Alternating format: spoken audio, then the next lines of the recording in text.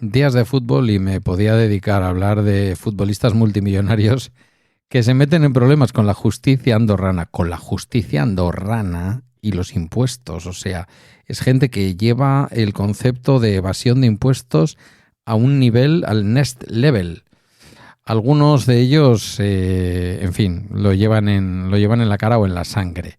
No voy a hablar de los futbolistas de la selección o exfutbolistas de la selección que se han metido en un lío con la justicia andorrana por comprar relojes de lujo de contrabando. Hay que ser muy cutre para hacer eso.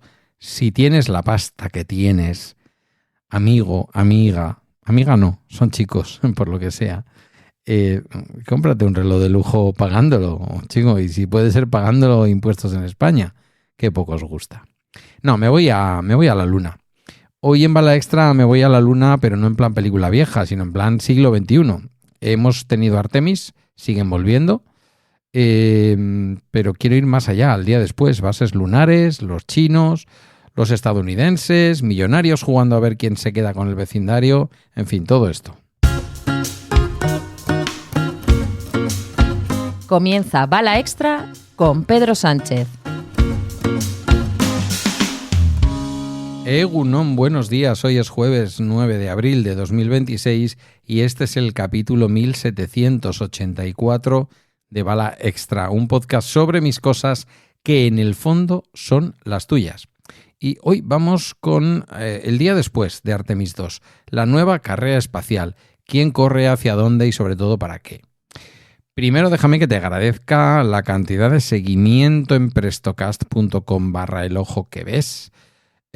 A tal punto que sus escuchas directamente en prestocast.com, en la aplicación de Prestocast, mejor dicho, o a través de Spotify o a través de cualquier aplicación de podcast donde se encuentra, Balines ha pasado a estar un puesto por delante de Bala Extra. Me parece que está tercero y Bala Extra cuarto en el día de ayer en la calificación o en la clasificación que hace de las bitácoras personales Apple Podcast. En fin, me empiezo a dar un poco de envidia yo a mí mismo. O sea, me estoy haciendo la competencia. Bueno, estoy muy contento que estas cositas, sobre todo el informativo diario matutino, que publico en torno a las 4:30 de la mañana, está funcionando muy bien. Bueno, y todo lo demás, en realidad, todo lo demás, porque para ser un minutillo y una cosa que está empezando, estoy muy, muy contento con las estadísticas. Muy contento con las estadísticas. Vale, la idea de fondo de Artemis II es bastante sencilla de contar, aunque técnicamente sea un pequeño monstruo. Es el primer vuelo tripulado del nuevo cohete gigante de Estados Unidos y de la cápsula Orión, dándole la vuelta a la Luna sin llegar a pisarla. Es una especie de ensayo general con personas a bordo para comprobar si todo funciona bien fuera de la órbita terrestre.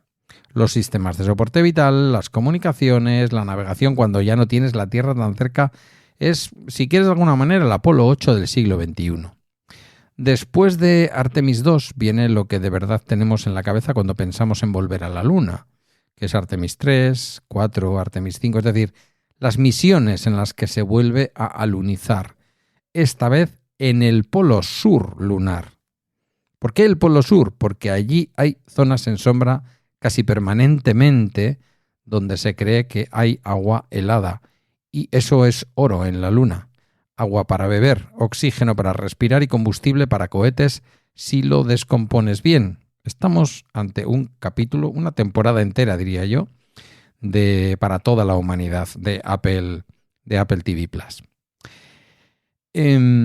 Por lo tanto, no es solo plantar una bandera, es ir buscando dónde podríamos vivir en la Luna.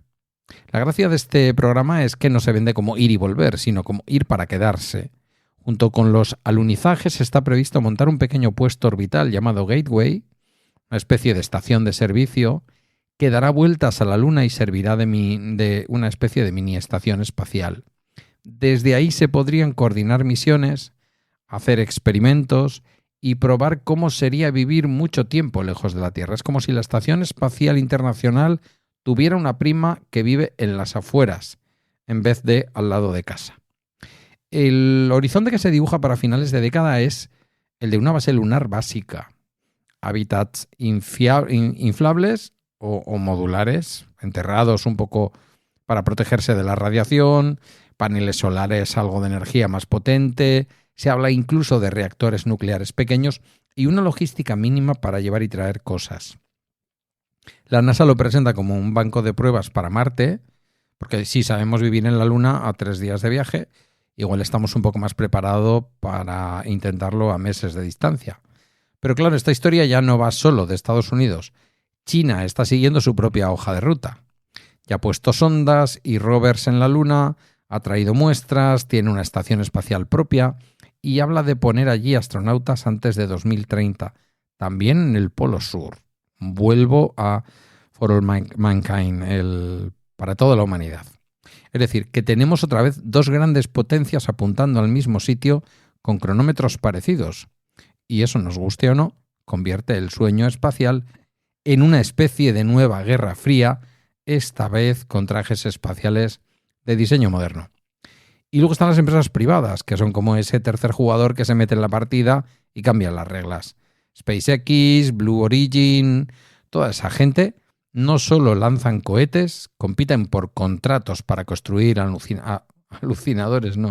alunizadores, por Dios. Para llevar carga, para poner satélites de comunicaciones, para probar turismo orbital y quién sabe, quizás algún día turismo lunar.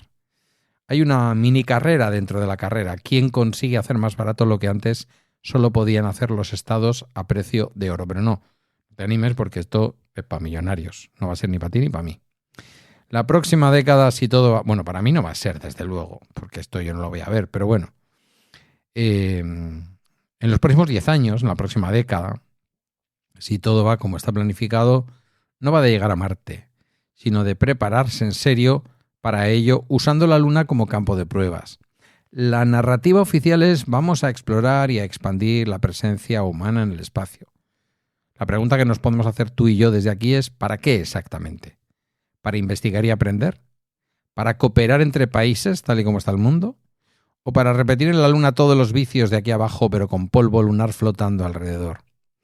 A mí toda esta historia me genera sentimientos mezclados. Por un lado, la parte de niña o niño fascinado mira estas misiones y flipa. Personas dando vueltas a la Luna otra vez. Posibles bases, robots, experimentos, fotos de la Tierra en el fondo. Os recuerdo que yo había nacido cuando el hombre pisó la Luna por primera vez. La humanidad, pero fue el hombre. Por otro lado, el adulto, yo, que paga la factura de la luz, se pregunta cuánto de esto es ciencia y cuánto es geopolítica con casco y bandera. Y si esa carrera espacial del siglo XXI va a servir para algo más que para que unos pocos puedan decir llegamos primero. Lo que sí parece claro es que durante los próximos 10 años el espacio va a dejar de ser solo órbita baja para convertirse en un espacio de disputa real, por contratos, por prestigio, por recursos y por influencia, claro. La Luna ya no es solo un sitio al que mirar románticamente. Es un territorio donde se planifican normas, acuerdos, límites y, ojo, posibles conflictos. Y ahí, como siempre, la pregunta es si vamos a aprender algo de lo que ya hemos hecho mal en la Tierra o si vamos a exportar nuestro modelo tal cual con sus desigualdades y sus prisas.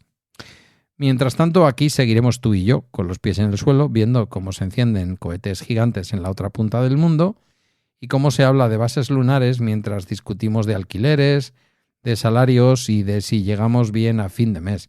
Igual la clave es no dejar que una cosa tapone la otra, ser capaces de maravillarnos con lo que somos capaces de construir, sin olvidar en qué condiciones vivimos quienes nos quedamos abajo. Esto ha sido todo por hoy en Bala Extra, una producción de Milcar FM. Gracias por tu tiempo, por tu escucha atenta y por pensar conmigo. Hasta mañana, viernes de conversación. Se viene por aquí Santiago.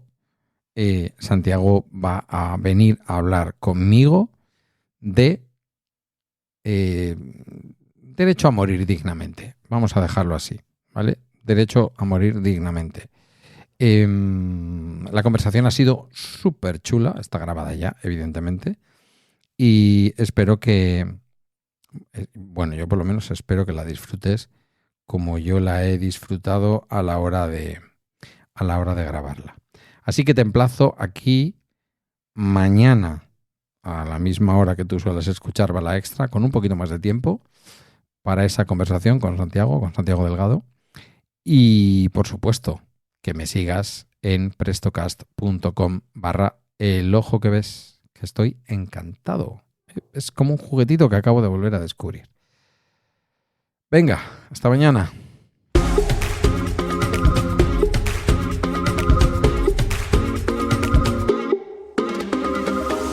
Para que luego no digan que Prestocast me está enseñando a hacer cosas breves.